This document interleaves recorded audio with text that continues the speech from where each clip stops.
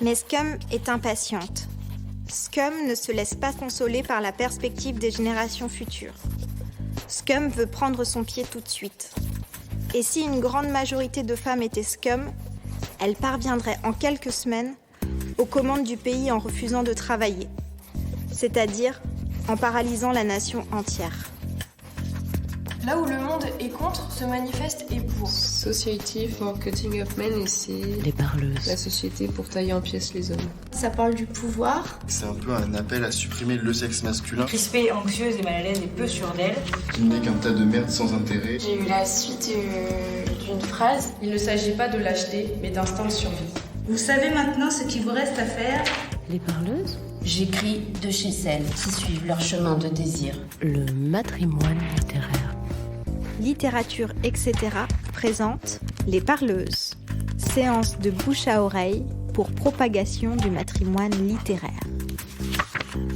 Nous sommes le 30 mars 2019, nous sommes au Famistère de Guise, invités dans le cadre de l'exposition La Grande Révolution domestique, dont les commissaires sont Sally Bonne, Lise Le Richaume et Julia Ramirez Blanco. Ce matin, il a existé un atelier d'arpentage et un atelier d'écriture, les deux étant consacrés à l'œuvre de Valérie Solanas. Maintenant est venu le temps de la présentation de l'œuvre de Valérie Solanas par Chloé Delhomme. Chloé Delhomme, tu es née en 1973, tu pratiques l'écriture sous de multiples formes et supports depuis bientôt 2 décennies. Tu as écrit beaucoup de textes courts, près d'une trentaine de livres, comme autant d'expériences, des romans, des fragments poétiques, du théâtre, des autofictions. Ton dernier ouvrage s'intitule Mes bien chères sœurs et est paru au Seuil cette année. Tu as été lauréate du prix Décembre 2001 et pensionnaire à la Villa Médicis de 2011 à 2012. Tu collabores régulièrement avec des artistes, vidéastes, designers, musiciens pour faire des performances ou des pièces sonores, des interventions ou encore des objets. Il t'arrive même d'être parolière. Tu es actuellement artiste associé au Magasin des Horizons, le Centre national d'art contemporain de Grenoble, où tu développes jusqu'en 2021 un chantier autour des espaces oniriques et de leur cartographie, Dream Operator. Et enfin, tu diriges également la collection Extraction aux éditions Jocaseria et anime à Paris des ateliers d'écriture au sein de l'école Les Mots. Je te laisse maintenant présenter Valérie Solanas. Merci. À ton tour. La vie dans la société qui est la nôtre est au mieux chiante à pleurer et aucun aspect de cette société ne bénéficie aux femmes. À celles qui ont un peu de conscience citoyenne, le sens des responsabilités, le goût du frisson, il ne reste qu'une chose à faire: renverser le gouvernement, abolir le système financier, automatiser intégralement la production et éliminer le sexe masculin. Ainsi parlait Valérie Solanas en ouverture du Scum Manifesto. C'était 1967. Elle avait alors 34 ans. De toutes les féministes radicales, Solanas est la plus extrême, la plus violente, la plus féroce, la plus lucide sur le système et de loin la plus drôle. Jusqu'ici reléguée personnage secondaire, la biographie floue, ourlée de légendes contradictoires, misandre, donc inaudible, queer avant l'heure aussi. Valérie Jean Solanas est née le 9 avril 1936 à Ventnor City, dans le New Jersey. Elle est morte le 25 avril 1988 à San Francisco, d'une pneumonie, dans un hôtel. Elle venait d'avoir 52 ans. Valérie a beaucoup souffert. Les limbes lui ont mordu la chair, le crack déchirait ses poumons. Son corps a été découvert 5 jours plus tard, déjà en décomposition. En France, Valérie Solanas est connue pour avoir tiré sur Andy Warhol et écrit le Scum Manifesto. Certains la disent dangereusement folle, certaines la voient en sainte martyre. La biographie écrite par Brian Fass en 2014 fait 300 pages et n'est pas traduite. Parce que je ne lis pas couramment l'anglais, cet ouvrage de référence m'a été traduit par Sophie Couronne, Don Cornelio, Dominique Adrian, Alexandre Proferizzi, Karine Chichereau, Karen Mertz et Myriam Mergazaou. Qu'elles en soient remerciées. De même pour Marie-Ève Blaise, Alban Orsini et Sam Boursier, dont les remarques et les travaux sur Solanas m'ont éclairé. Valérie Solanas l'a raconté ici, rétablir à présent image et vérité, revenir sur sa vie et son tempérament, explorer sa folie autant que son génie, dénouer, tirer les fils qui tricotent les légendes. Valérie Solanas rappelait quelle est son œuvre, des textes où ce qu'elle nomme l'homme s'entend comme le mâle blanc dominant, des textes qui explosent frontalement la suprématie d'un système, une œuvre où l'humour tient une place centrale, où les jeux de mots au vitriol côtoient des punchlines atomiques, une œuvre qui mérite d'être lue, relue, traduite, une autrice qui mérite d'être redécouverte. Valérie Jean Solanas est née le 9 avril 1936 à Ventnor City, dans le New Jersey. Son père s'appelle Louis Solanas, sa mère Dorothy Biondo. Ils sont issus d'une première génération d'immigrés. Son père vient de Catalogne en Espagne, sa mère de Gênes en Italie. Pour milieu, la classe ouvrière. Ils s'élèveront très légèrement. 2 ans après la naissance de Valérie vient sa sœur Judith. Ses parents se séparent ensuite. Valérie a 4 ans. Ils envoient les petites chez leurs grands-parents maternels à Atlantic City. La famille est pauvre. Si le grand-père boit, l'environnement est plutôt sain, dans un quartier calme, avec de la mixité sociale où les enfants jouent dans la rue. L'environnement est plutôt sain, mais la cellule familiale est dysfonctionnelle. Le grand-père alcoolique est violent. Il la frappe avec une ceinture, elle a 5 ans. Elle lui rit au nez. Valérie est précoce, créative, très douée. Elle sait lire et écrire avant ses 6 ans, joue du piano à 7, écrit des petites chansons pop à 8. Selon les sources, Valérie est décrite comme une petite fille joyeuse et pleine d'humour ou une gamine agressive et méchante. Tous parlent d'un regard caustique. Elle est rebelle à l'autorité, déteste les abus de pouvoir, défend les filles contre les garçons qui les importunent dans la cour de l'école. Elle dira à un journaliste qu'elle a eu une enfance idyllique, avec un chien, des danses et des coups de cœur pour les garçons de la grande école. Elle ne précise pas à ce journaliste qu'ensuite son père l'a violée. L'idée que les pères ont un désir sexuel pour leur fille ne la quittera pas. Dans Scum, elle écrira « Le père donne la main de sa fille en mariage, le reste, il se le garde ».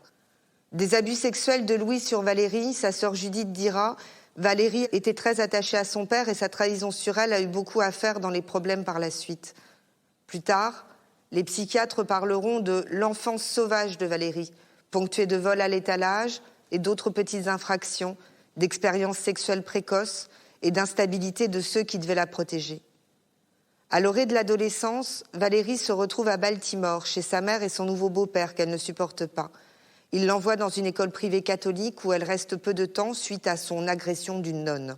Ses parents la mettent dans le public, où ça se passe très mal, elle ne s'intègre pas. Elle y devient l'objet de mots-de-cris. Elle est placée en internat où elle reste 2 ans. Elle a 14 ans. Elle tombe amoureuse d'une fille. Elle découvre la sexualité. Elle multiplie les expériences. Elle tombe enceinte. En 1951, elle accouche d'une fille, Linda. La mère et le beau-père élèvent l'enfant comme n'étant non pas la fille, mais la sœur de Valérie. Linda apprendra la vérité après la mort de sa mère biologique. Valérie niera avoir eu cet enfant, même auprès des psychiatres. Elle a rayé cet épisode de sa vie. Valérie tombe de nouveau enceinte l'année suivante, d'un marin qui revient de la guerre de Corée. Elle a 15 ans. L'homme est marié, il a déjà 3 enfants, décline toute responsabilité. L'enfant, David, est adopté par les parents d'un ami du père, les Blackwell. Il s'occupe également quelque temps de Valérie. David est devenu peintre. De son fils, Valérie ne parlera pas non plus, jamais. Elle a 17 ans. Elle choisit d'étudier la psychologie à l'université du Maryland. L'établissement n'est que depuis 3 ans ouvert aux personnes racisées et les femmes y sont peu nombreuses. Elle écrira « Le but de l'enseignement supérieur n'est pas d'instruire mais d'exclure le plus grand nombre possible de gens de certaines professions. Et le système instauré par les pères conduit les filles douées à mettre en doute leurs capacités, les décourageant d'entreprendre une carrière scientifique. » Elle fait 5 ans d'études. Elle est brillante, pleine d'esprit, remarquée. Elle ne porte pas la panoplie de la jeune fille des années 50, jupe cardigan. Elle est en jean blouson, refuse les codes féminins. Lesbienne affichée dans un milieu traditionnel, conservateur, où l'homosexualité est violemment rejetée. Comme dans ses années de lycée, elle manque d'amis et d'argent. Elle finance ses études en se prostituant. Elle obtient ses diplômes en psychologie et une licence de chimie. Elle est l'assistante de laboratoire du professeur Robert Brush, spécialisé dans l'apprentissage animal, l'interaction des hormones dans le comportement et la physiologie endocrinienne et les comportements génétiques. Avec lui, elle mène des expériences sur les souris. C'est à cette période qu'elle élabore sa théorie de l'infériorité génétique des hommes, qui sera reprise dans Scum. Le mâle est une anomalie biologique. Le gène Y, mâle, n'est qu'un gène X femelle incomplet, une série incomplète de chromosomes. En d'autres termes, l'homme est une femme manquée, une fausse couche ambulante, un avorton congénital.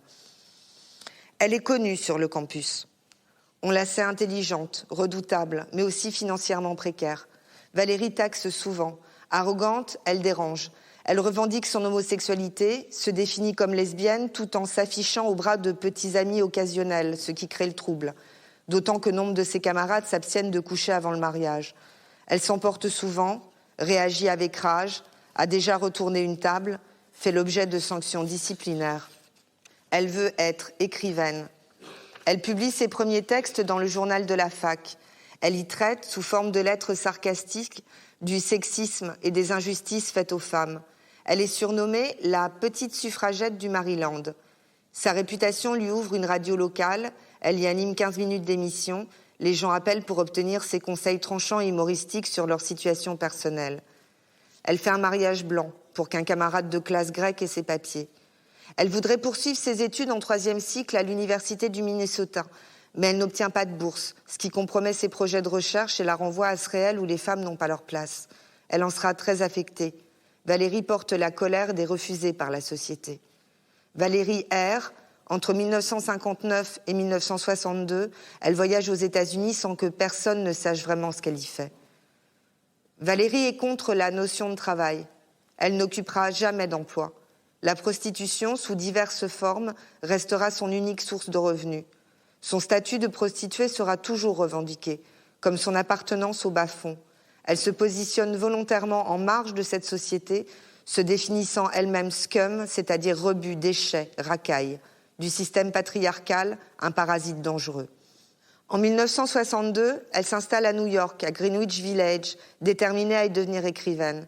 Là-bas, elle fréquente le milieu de l'underground, des artistes, des musiciens, des peintres, des photographes, des critiques, des performeurs.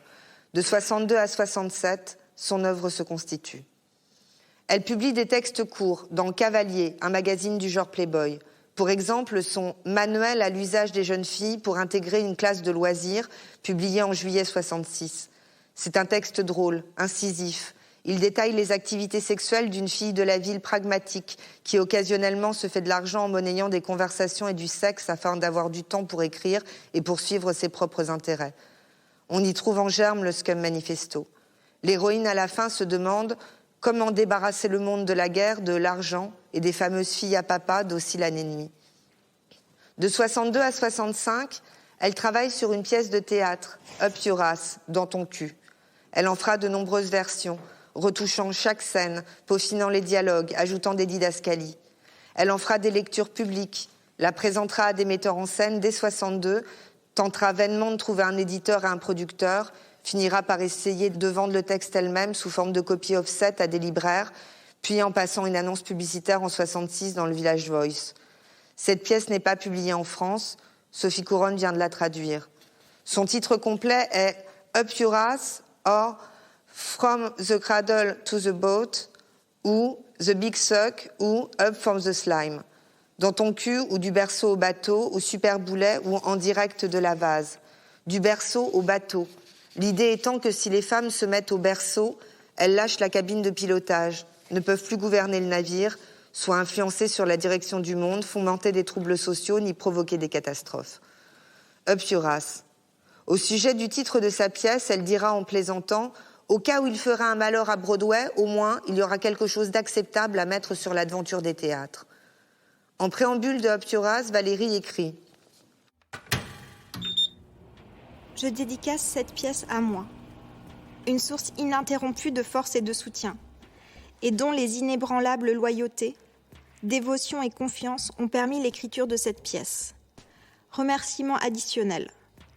Ma personne, pour la correction des épreuves, les commentaires éditoriaux, les conseils utiles, critiques et suggestions, et un travail dactylographique de toute beauté.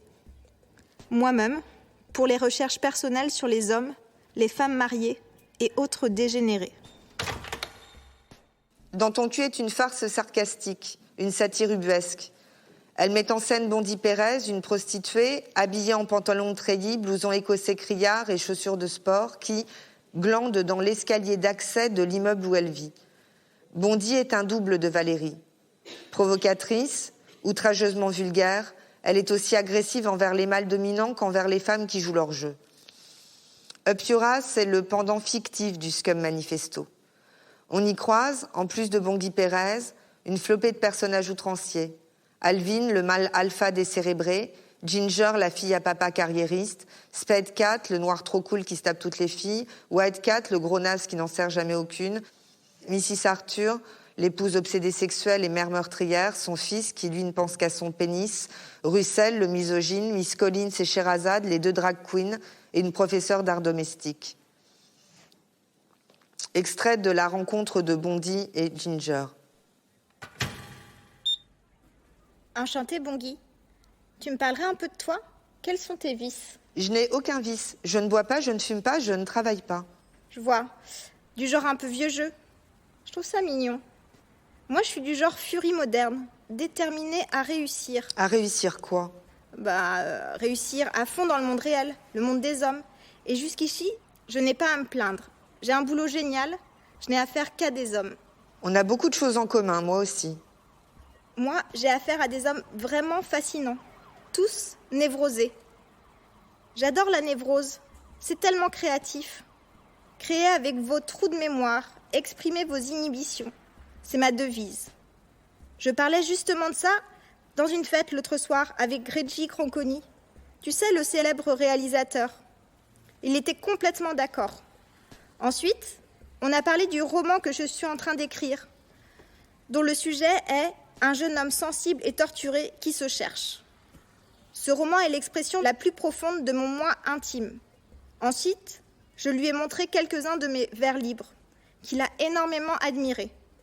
Les hommes ont un jugement tellement plus sûr que les femmes. Ouais, ils enfoncent les femmes. Je dois admettre que ma poésie comporte une certaine pureté, de l'émotion pure, débarrassée de toute pensée, ou pose ou idée. Ensuite, la conversation a abordé des sujets profonds et existentiels. On a parlé de liberté et de combien est merveilleuse la liberté d'être libérée pour le sexe. Et d'en être libérée. Nous étions d'accord sur absolument tout. D'accord tous les deux sur le fait qu'une femme avec un peu de cran ou de caractère n'a pas à choisir entre le mariage et une carrière. Elle peut combiner les deux. C'est compliqué, mais c'est faisable. Ce qui est encore plus compliqué malgré tout, c'est de combiner ni mariage, ni carrière. Lui et moi avons noué une relation absolument merveilleuse. Je crois qu'il a craqué sur moi. Il n'arrêtait pas de me toucher les fesses en me disant combien j'étais différente. Je crois qu'il a senti la rebelle en moi. J'ai toujours été rebelle depuis que je suis petite. Je me souviens que chaque fois que mon père me demandait de ramasser mes jouets, je tapais du pied en disant 2 fois « non » avant de les ramasser. Oh, j'étais une vilaine fille. Ma plus récente rébellion, c'est contre la religion de mon enfance. Je viens de me rebeller contre elle. Avant, j'appartenais à la haute église épiscopalienne. Et maintenant ? Maintenant, à la basse église épiscopalienne. Tu te rends compte, il y a quand même certains jours où je doute de la Sainte Trinité. Tu veux dire l'homme, le fric et la baise ? Non, le Père, le Fils et le Saint-Esprit. Tu es de quelle religion, toi ? J'eus été catholique, mais j'ai abandonné quand ils ont parlé de rétrograder Marie. En mai 1965, Valérie Solanas fait protéger sa pièce par copyright et l'envoie plus tard à des personnes influentes susceptibles d'investir dans sa production, dont Andy Warhol, qu'elle ne connaît pas encore personnellement. Il ne donne pas suite. En 1967, elle le rencontrera à la Factory, noue une étrange et complexe relation où l'attraction intellectuelle et la haine se mêlent, a un petit rôle dans un de ses films, I Am a Man, et lui donnera une nouvelle version de son texte. Warhol perdra le script. L'exemplaire sera, à la mort de Warhol, retrouvé dans une malle. Elle harcèlera Warhol, dont la négligence sera prise pour plus que du mépris par Valérie. Une volonté de neutralisation, d'annihilation, un contrôle sur sa vie. De 65 à 67, Valérie Solanas travaille sur son œuvre majeure, le Scum Manifesto. Scum s'écrit alors en minuscules et est à entendre exclusivement au sens de rebut, de racaille. En 1967, elle le diffuse par colportage dans les rues. Puis, l'acronyme Society for Cut-Up Men voit le jour, association pour tailler les hommes en pièces. Une invention de Maurice Girodias, le directeur d'Olympia Press, par ailleurs éditeur de Burroughs, d'où probablement son goût pour le cut-up. Il signe un contrat d'édition et en août 1968, le livre est publié. Valérie utilise l'acronyme pour présenter une lecture de sa pièce en février 1967. Scum, Society for Cutting Up Men, présente Up for the Slime. Plus tard, dans un excès de paranoïa, elle se persuadera que Girodias l'a dépouillée de ses droits sur le texte. Elle vandalisera les exemplaires de Scum en écrivant sur leur couverture « Lies, lies ».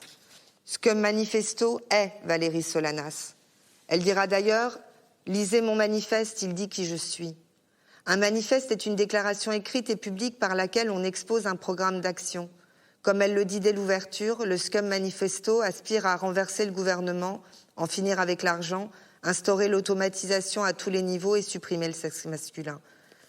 Scum Manifesto est une dénonciation de la violence exercée par le patriarcat. On y retrouve en pointillé le parcours, les expériences et obsessions de l'autrice. La masculinité y est observée pour être démantelée. De ses études en biologie revient l'idée de la défaillance génétique, du chromosome manquant. De ses études en psychologie, il reste ici une trace. Valérie pense à contrario de Freud. La femme n'a pas l'envie du pénis.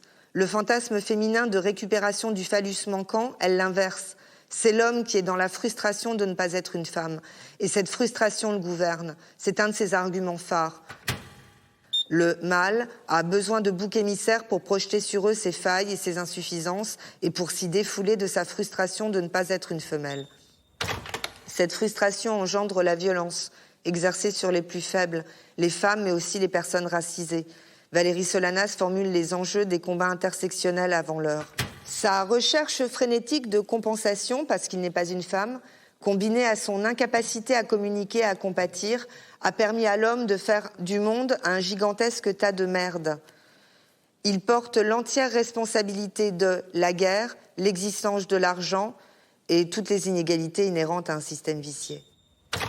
Valérie Solanas perçoit l'homme en fonction de ce qu'elle en connaît. Elle a été confrontée aux pulsions sexuelles de son père, puis aux pulsions sexuelles des clients. C'est assez logiquement qu'elle écrit « Traiter l'homme d'animal est encore trop flatteur, il n'est qu'une machine, un god ambulant ». Valérie Solanas ne considère pas la sexualité comme une activité saine et créative. C'est même un facteur d'assujettissement à l'homme qui maintient le patriarcat. Dans Scum, elle écrit « Le sexe est le refuge des décérébrés. Le sexe n'appartient pas au champ des relations humaines. Au contraire, c'est une expérience purement solitaire, non créative, une pure perte de temps. La femelle peut facilement, bien plus facilement qu'elle ne le croit, se conditionner à ne plus éprouver de désir sexuel, s'en dégager pour devenir totalement cool, cérébrale, libre de choisir des relations et des activités vraiment enrichissantes. Le jour où la femme transcendra son corps et s'élèvera au-dessus de son animalité, le mâle, dont l'ego ne va pas plus loin que le bout de sa bite, disparaîtra. Le Scum Manifesto aborde la question du clonage. Grâce au progrès technique, on peut aujourd'hui reproduire la race humaine sans l'aide des hommes ou d'ailleurs sans l'aide des femmes, et produire uniquement des femmes. Conserver le mâle n'a même plus la douteuse utilité de conservation de l'espèce. Le Scum Manifesto est une utopie, celle d'une société où l'automation abolit le travail et l'argent. Rien, humainement, ne justifie l'argent ni le travail pour quiconque au-delà de 2 ou 3 heures par semaine maximum. Et où les hommes, rejetant les critères virilistes, s'allient aux femmes pour renverser le système patriarcal. Car des hommes peuvent être des alliés dans l'avènement de cette société solanasienne. Font partie de l'auxiliaire masculin de Scum les hommes qui s'emploient à leur propre élimination. Les hommes qui pratiquent le bien, quel que soit leur motif, et entrent dans le jeu de Scum. Exemple, les hommes qui en tuent d'autres, les chercheurs en biologie qui travaillent à des recherches constructives, au lieu de préparer la guerre bactériologique, les écrivains, les rédacteurs en chef, les éditeurs, les producteurs qui répandent et favorisent les idées susceptibles de servir les buts de Scum. Les travelots qui, par leur exemple magnifique, encouragent les autres hommes à se démasculiniser et ainsi à se rendre inoffensifs. Les hommes qui prodiguent généreusement l'argent et tous les services gratuits. Les hommes qui disent ce qui est et ont une attitude juste avec les femmes. Valérie Solanas déconstruit chaque fondement de la société, à commencer par la famille. Notre société n'est pas une communauté. C'est un entassement de cellules familiales. Des cellules familiales où papa règne en maître grâce à la collaboration des fameuses filles à papa. La fille à son papa, comme la fille gentille, sont dans tous les textes la cible de Solanas. La responsabilité des femmes dans le maintien du système est un point crucial. La fille à son papa, passive et abrutie, avide d'approbation et de petites tapes sur la joue, qui manifeste son respect au moindre tas d'immondices passant par là, se laisse machinalement transformer en mama. Elle prête machinalement son corps, éponge le front simiesque plissé par l'effort, pousse au cul le petit égo défaillant, complimente la crapule. Elle n'est plus qu'une bouillotte avec des nichons. Réduite à l'état de bête, les femmes les plus arriérées de la société, les classes moyennes privilégiées et instruites, déchets de l'humanité sur lequel papa règne en maître, essaient de se défoncer en mettant bas. Et dans la nation la plus avancée du monde, en plein XXe siècle, elles se ventrouillent avec des enfants pendus à leur sein. Dans Scum Manifesto, Valérie Solanas traite aussi de l'art, du grand art, de l'inégalité des représentations des femmes et des hommes dans l'art. Le grand art se veut preuve de la supériorité des hommes sur les femmes, puisque, comme aiment à nous le rappeler les antiféministes, il est presque entièrement l'œuvre des hommes. Nous savons que le grand art est grand, parce que les hommes, des spécialistes, nous l'ont dit. Et nous ne pouvons pas dire le contraire, vu que seules des sensibilités exquises, bien supérieures à la nôtre, sont à même de percevoir et d'apprécier ce qui est grand, la preuve de leur sensibilité supérieure étant qu'ils apprécient les saloperies. Face à sa définition de l'artiste qui produit du grand art, impossible de ne pas penser à Andy Warhol et sa Factory, qui ont rejeté Valérie. L'artiste mâle essaie de compenser son incapacité à vivre et son impuissance à être une femme en fabriquant un monde complètement factice, dans lequel il fait figure de héros, c'est-à-dire s'affuble des caractéristiques féminines, et où la femme est réduite à des rôles subsidiaires insipides, c'est-à-dire figure d'homme. Pour Solanas, l'artiste véritable, c'est toute femme saine et sûre d'elle, et dans une société féminine, le seul art, la seule culture, ce sera des femmes déchaînées, contentes les unes des autres et qui prennent leurs pieds entre elles et avec tout l'univers. Valérie Solanas attend beaucoup de la publication de Scum Manifesto. Elle attend aussi qu'Andy Warhol produise sa pièce, Puras. Elle harcèle Andy Warhol au téléphone, il avoue avoir perdu le manuscrit, elle lui réclame un dédommagement. Cet épisode sert de déclencheur. Valérie a la sensation qu'Andy Warhol, dans sa toute-puissance, l'empêche d'accéder au succès qu'elle mérite. Elle considère qu'il a trop de pouvoir sur elle. Le 3 juin 1968, Valérie Solanas attend Warhol dans le hall de la Factory et tire sur lui 3 coups de pistolet. Les 2 premiers coups manqueront leur cible. La 3e balle lui transperce le poumon, la rate, l'estomac, le foie et l'œsophage. Il ne s'en remettra jamais vraiment, se disant mort depuis ce jour, devant porter un corset jusqu'à la fin de sa vie.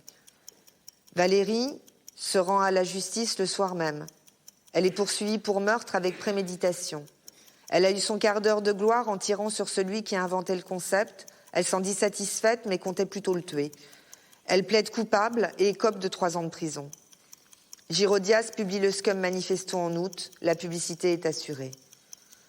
Robin Morgan, éminente journaliste féministe, apporte son soutien à Valérie Solanas pour qu'elle sorte de prison.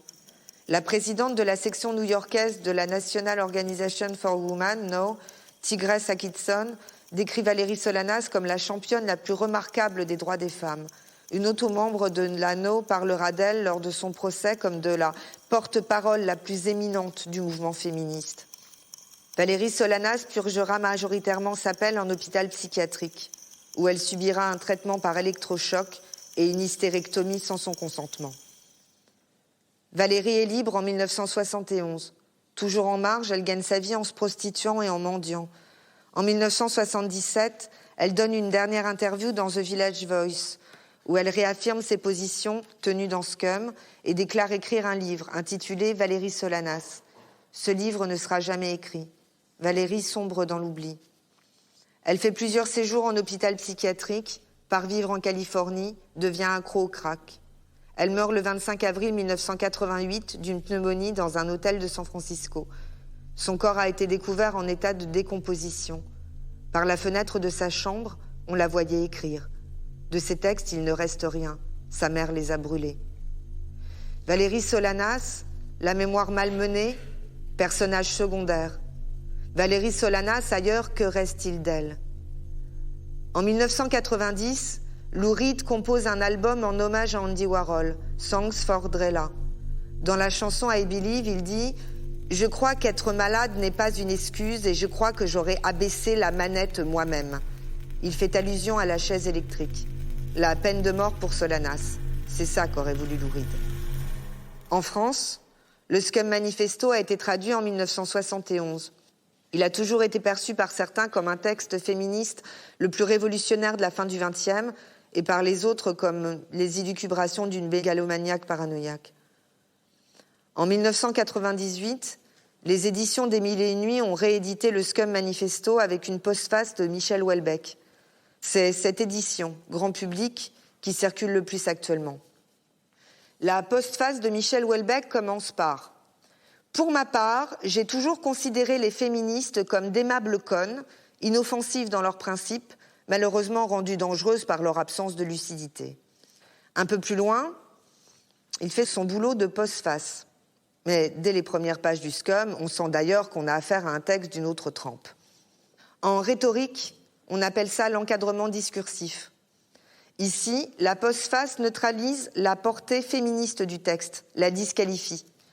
Plus pervers encore, avec son « on sent d'ailleurs qu'on a affaire à un texte d'une autre trempe », Houellebecq déplace le cadrage réceptionnel, désinscrit le Scum Manifesto de l'histoire des gestes littéraires féministes.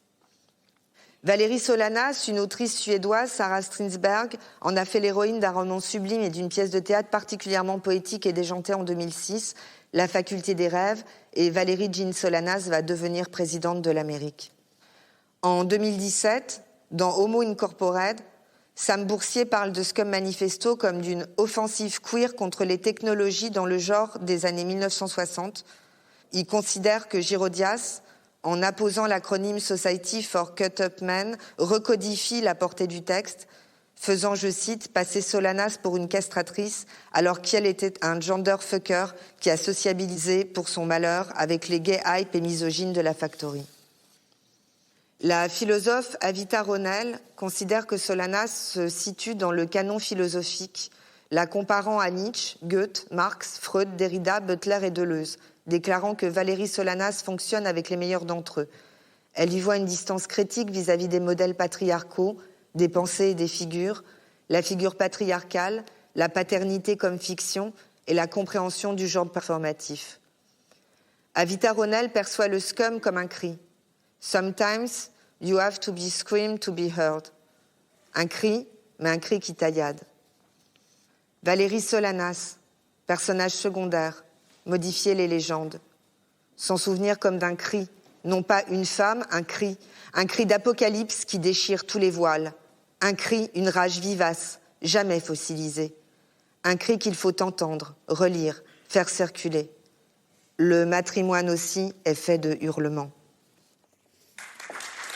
Merci Chloé Delhomme pour cette lecture-présentation de l'œuvre de Valérie Solanas, enregistrée au fameux mystère de Guise, dans le cadre de l'exposition La Grande Révolution Domestique. C'était Les Parleuses, un podcast itinérant imaginé par Littérature etc. Marraine 2019 des Parleuses, Chloé Delhomme. Direction artistique, Aurélie Olivier. Administratrice de production, Sarah Elliott. Ingénieur son, Lucie Piou. Et merci spéciaux à Pascaline Mangin, Anna Rizzello et François Annick. Les Parleuses, un podcast soutenu par la Sophia, la DRAC Île-de-France, la région Île-de-France, la Maison des écrivains et de la littérature, la ville de Lille et les 104 contributoristes de notre financement participatif.